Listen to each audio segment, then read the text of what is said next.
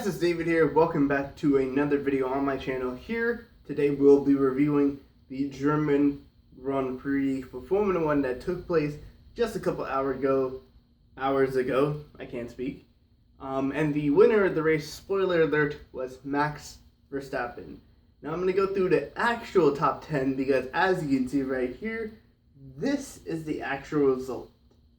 Now, I am going to be honest with you.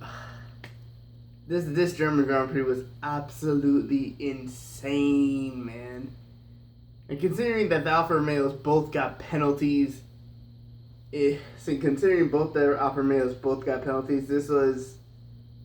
is just a completely insane race. So Verstappen won, that's confirmed. Vettel finished second. Daniel Kvyat, the Toro Rosso driver, finished third. Toro Rosso finished on the podium.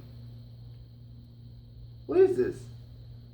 Lance Stroll finishing fourth. Lance Stroll probably had the best pit strategy of this whole entire Grand Prix weekend because he pit under the safety car as the safety car was about to go back in, and then everybody waited like 2 laps before going in for dry tires. But unfortunately, he was not able to keep the top 3, but he ended up finishing P4. Carlos Sainz. This guy was almost in the barrier on halfway during the race, and he finishes P5. P5 for Carlos Sainz. This guy. Every time you see this guy have a mistake, he always seems to recover. This is why he deserves to be in this McLaren seat, because McLaren is a perfect team for him, because this way he doesn't really have to deal with team orders like when he was at Red Bull or he was on loan to Renault, because Red Bull still kind of owned him. But now that he's out of the Red Bull program, he's in McLaren and he can just drive like himself. What's his name? Alexander Albon finishing P6. If I'm right here, if I'm saying P6 right now, and this is actually wrong, then I'm sorry. But I'm pretty sure he finished P6. He had a little incident with Gasly. I think it was mostly Albon's fault, because Gasly was going for a huge, undercut. Well, not, is it undercut? I forgot what it's called. But he was going to try and go around the inside of Alexander Albon, and Alexander Albon turned right at the same time Gasly was turning right, and kind of caused a collision, which ended up costing Gasly a finish of this race. The next finishers were the 2 Haas drivers, because originally it was the 2 Alfa Romeo drivers. As you guys learned, the 2 Alfa Romeo drivers have been given a 30-second time penalty, which means Romain Grosjean finishes P7 and Kevin Magnussen finishes P8. These 2 Haas drivers have been going through a lot of stuff. That whole team has been going through a lot of stuff, man. With their whole, Rich Energy, terminating their contract, but they're still running the livery because they can't really change the livery halfway through the season, because that would just look weird, and now we don't know how the car would look. And then Rich Energy's Twitter account was like, we dropped Haas because of their poor performance, and that's just insane, because they're going through a whole legal battle with something else. They copied the logo off of someone else, so they're just trying to use Haas as the scapegoat for why they left. But Haas didn't do anything wrong, and Haas is a very good team. But these 2 drivers did actually hit once during the race, and they still managed to keep their car intact. And now that the penalties have been given to the Alfa Romeos, they did finish P7 and P8.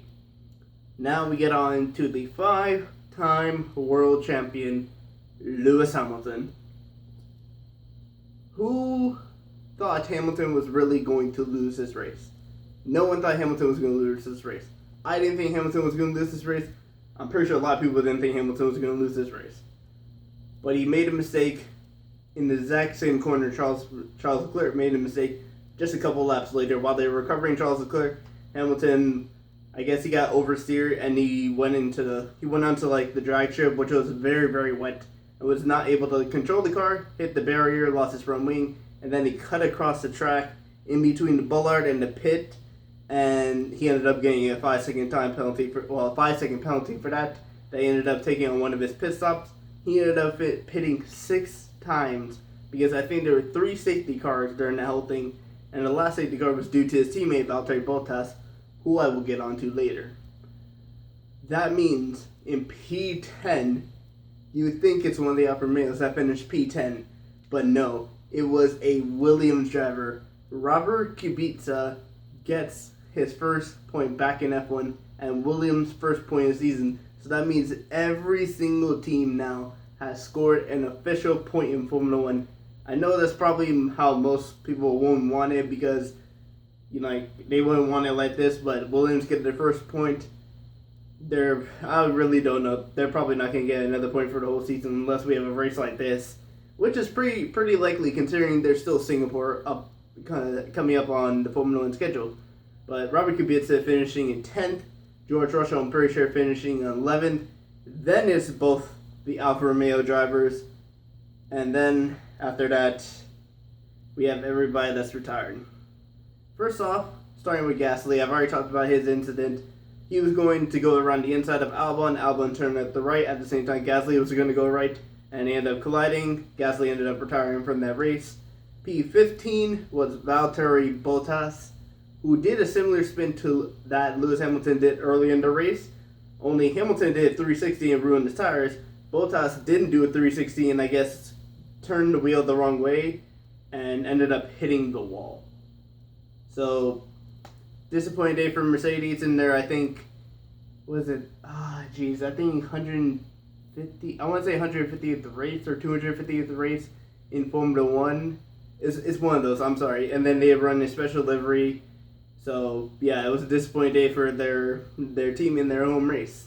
But they'll probably move on next in Hungary and get the win there. Well, I really don't know because Hungary is not really suited to a Mercedes track. It's more technical. So, maybe it suits the Red Bulls. Maybe Red Bull get back to next week. Back-to-back wins. P16 was Nico Hülkenberg. This guy, I have to feel for Nico Hülkenberg. This man has never gotten a podium in Formula One. He was running in the podium after the Charles Leclerc crash and Lewis Hamilton thing. He was running P2, and he ended up doing the same thing that everybody basically did. Going on the drag strip, getting on the wet surface, and then sliding into a barrier, which I forgot to mention. Kimi Räikkönen actually did that, but Kimi Räikkönen was actually able to slow down the car and save it and continue on. But unfortunately, due to the penalties, he did not score a point. Otherwise, I would say that's a very good drive from Kimi Räikkönen. But Nico Hülkenberg, I have to feel for this guy. This guy will eventually get his first podium in F1. And I would honestly say, even though he's with Renault right now, I'm pretty sure if he's not signed for next year, he's a very consistent driver most of the time. Red Bull are looking for a second driver. Maybe Hülkenberg could be that second driver for Red Bull. Who knows? Because right now everybody's saying it's Gasly and Albon, and then Gasly and Albon. I mean, not Gasly. Albon and Kvyat to replace Gasly, but you never know. There could be a wild card in that thing, and I think Hülkenberg is very consistent, most of the time, and I feel like he'd be a very good fit for that Red Bull seat, and that would be a race-winning car. Maybe he can start getting podiums in that Red Bull car. But who knows? After that, we have Charles Leclerc. This is his race to win. He ended up pitting twice. He ended up actually almost passing Lewis Hamilton on one of the pit strategies, but then he did what everybody did: got oversteer, couldn't stop the car from sliding into the wall. Tried to get out of the gravel, but ended up getting his car stuck and had to retire from this race. The other three non-retires were Lando Norris with a hydraulic issue. Unfortunate for him because this guy is one of the best young drivers in Formula 1 right now. He has a very bright future for McLaren. I think he will stay with McLaren for a long time. Considering McLaren's a British team and he is a British driver, he could be the next Lewis Hamilton. Who knows? Lewis Hamilton stayed in McLaren for what? From 2007 to about 2014. That's 7 years. And look where he is now. He's a 5-time world champion. And then we have Ricciardo, engine issue. Well, engine let go. It was not due to his own fault. It was his car's fault, but that's life. He got to deal with that. And then finally we have Sergio Perez, who finished up in 20th and spinning out, I think, losing the car on lap 3 or 4. And disappointing day for him. And not for their whole racing point, I would just say his side of the garage. Because if you look at the other side of the garage, P4 from Lance Stroll, just absolutely fantastic race. this German Grand Prix was one of the best German Grand Prix I have seen in my life. And I've only watched a few German Grand Prix, and from what I've heard, the German Grand Prix is being taken off the calendar. If it produces races like this and last year, I don't think it should be taken off the calendar at all.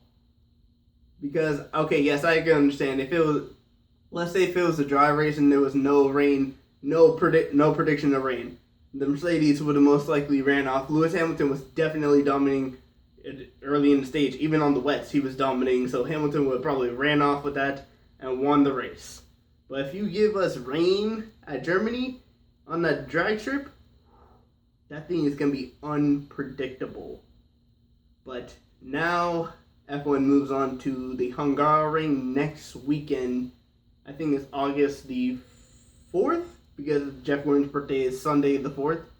So I will be watching that next week. I will also be watching, hopefully, I think there's a NASCAR race next week. And I'll begin the review and preview for the Formula 1 and NASCAR race for you guys next week. But anyway, guys, I will see you guys all later.